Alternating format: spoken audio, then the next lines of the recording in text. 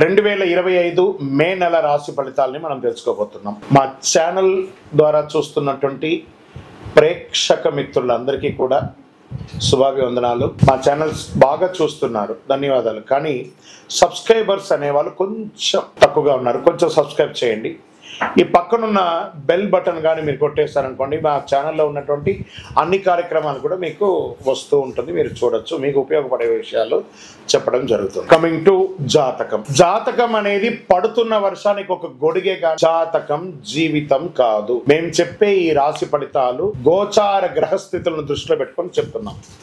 ఇది మీ యొక్క వ్యక్తిగత జీవితానికి ఒక 30% నుంచి 40% మాత్రమే వర్తిస్తుంది. మీరు పుట్టినప్పుడు ఉన్నటువంటి ఆ లగ్నము, ఆ నక్షత్రము, ఆ పాదాన్ని బట్టి మీ యొక్క సంపూర్ణ జాతకం అనేది తెలియబడుతుంది. ఇంకా నువ్వు జాతకం అంటే ప్రతి ఒక్కరికి కూడా నాకు ఉద్యోగం ఎలా ఉంటుంది, నాకు వ్యాపారం ఎలా ఉంటుంది, నాకు ఆరోగ్యం ఎలా ఉంటుంది, దాంపత్య జీవితం ఎలా ఉంటుంది, సంతానం ఉంటుందా, ఉద్యోగం వస్తుందా, వ్యాపారం బాగుంటుంది, ఇవే ఏదో టెన్షన్స్తోనే ప్రతి ఒక్కళ్ళం కూడా జీవిస్తున్నాం. దానికి ఉపశమనంగా ఈ మాస ఫలితాలని మాసంలో ప్రతి మాసంలో కొన్ని గ్రహాలు మారుతూ ఉంటాయి కాబట్టి ఆ గ్రహాల యొక్క గమనాన్ని దృష్టిలో పెట్టుకొని అన్ని వర్గాల వారిని దృష్టిలో పెట్టుకొని ప్రిడిక్ట్ చేయబడిందే ఈ మాస ఫలితాలు.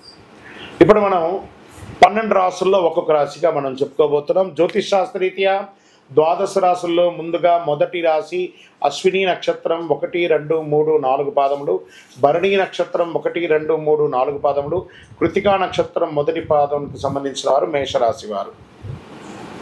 ఎడిటర్స్ ఇక్కడ కట్ చేయాలి. ఇంకొక సబ్జెక్ట్ ఇక్కడ చెప్పబోతున్నాను. దీని పైన ఎక్కించిన తర్వాత కింద రాశి ఫలితాన్ని చెప్పాలి. జాతకం ఎవరైనా మీ పరిసర ప్రాంతాల్లో ఉన్నటువంటి సద్గురువుల్ని సంప్రదించి జాతకం తెలుసుకోండి. లేదా మా ద్వారా తెలుసుకోవాలనుకుంటే 21 వయసు లోపున్న వాళ్ళు అడగకూడదు. ఎందుకంటే మీరు విద్య చదువుకుంటున్నటువంటి వారు కాబట్టి మీరు ఖచ్చితంగా మీ యొక్క వ్యక్తిగతమైనటువంటి జీవితంలో 21 సంవత్సరాల వరకు జాతకం అడగకండి. 60 సంవత్సరాలు దాటిన వారు మీరు అన్నీ అనుభవించుంటారు, మంచి చెడు అన్నీ చూస్తుంటారు కాబట్టి మీకు జాతకంతో పని లేదు. అడగడానికి కూడా ఇల్లీగల్ అఫైర్స్కి సంబంధించింది ఏది అడగకూడదు. నాకు అప్పులు బాగా ఉన్నాయి, జాతకం చెప్పనంటే ఎవరు చెప్పరండి. మీ అప్పులు తీసుకున్న చోట ఖచ్చితంగా కష్టపడి ఇవ్వండి, అదొకటే జాతకానికి ఉన్నది.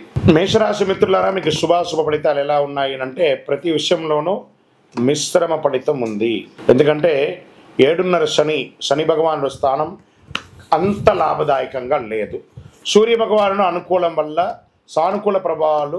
సూర్యుడి నెల మొదటి అర్ధభాగంలో ఉత్కృష్టంగా ఉంటాడు. బృహస్పతి సంచారం అనుకూలం. శుక్రుడు నెలాఖరు వరకు ఉచ్చస్థితిలో ఉంటాడు. 4వ ఇంట్లో బలహీనంగా కుజుడు ఉన్నాడు.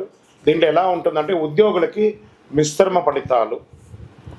ప్రభుత్వ విషయాలు అనుకూలంగా ఉండకపోవచ్చు.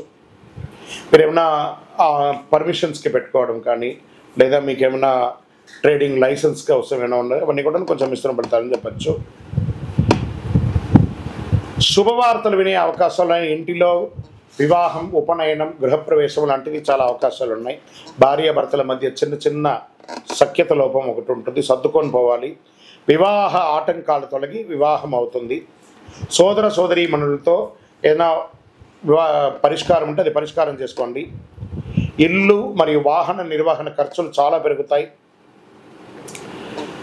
మీ యొక్క వ్యక్తిగత శత్రువులు ఈ నెల చివరిలో మీకు అంతరాయం కలిగించే అవకాశాలు ఉన్నాయి, జాగ్రత్త పడండి. వ్యాపారం, అమ్మకాలంతా కూడా అంతంత మాత్రమే చెప్పచ్చు, గొప్పగా ఉంటుందని కూడా చెప్పవచ్చు. కాస్త ప్రతిచర్య కూడా ఉంటుంది. తోటి వ్యాపారాల ద్వారా పరోక్ష అవాంతరాలు కూడా ఉన్నప్పటికీ జాగ్రత్త పడండి.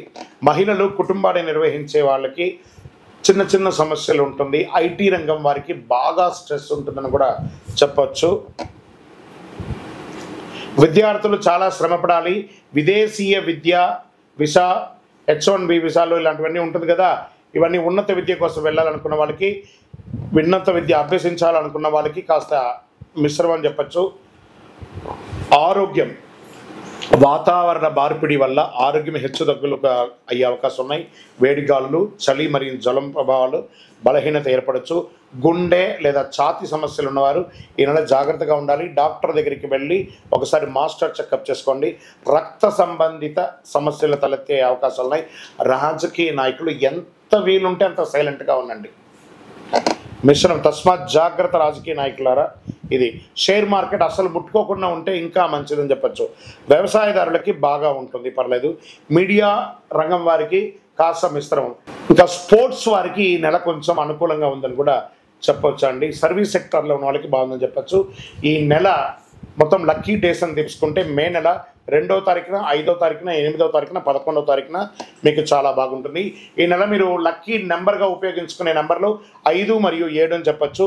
చంద్రాష్టమం మే నెల 13వ తారీఖున తెల్లవారుజామున నుండి 14 వరకు మిడ్ నైట్ వరకు చంద్రాష్టమం ఉంటుంది. ఈ యొక్క 2.5 రోజుల్లో సంతకాలు పెట్టడము, ఎవరితోనైనా మాట్లాడడము, వాహనం నడిపేటప్పుడు చేయడము, ఇవన్నీ కూడా చాలా జాగ్రత్త పడండి.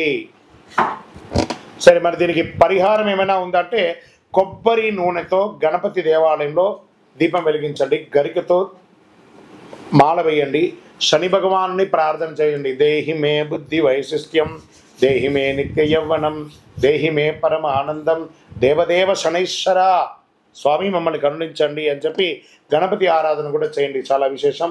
చలివేంద్రాలు ఏర్పాటు చేయండి. ఒక నల్లని చెప్పు కానీ, ఒక గొడుగు కానీ పేదవాళ్ళకి దానం ఇవ్వండి.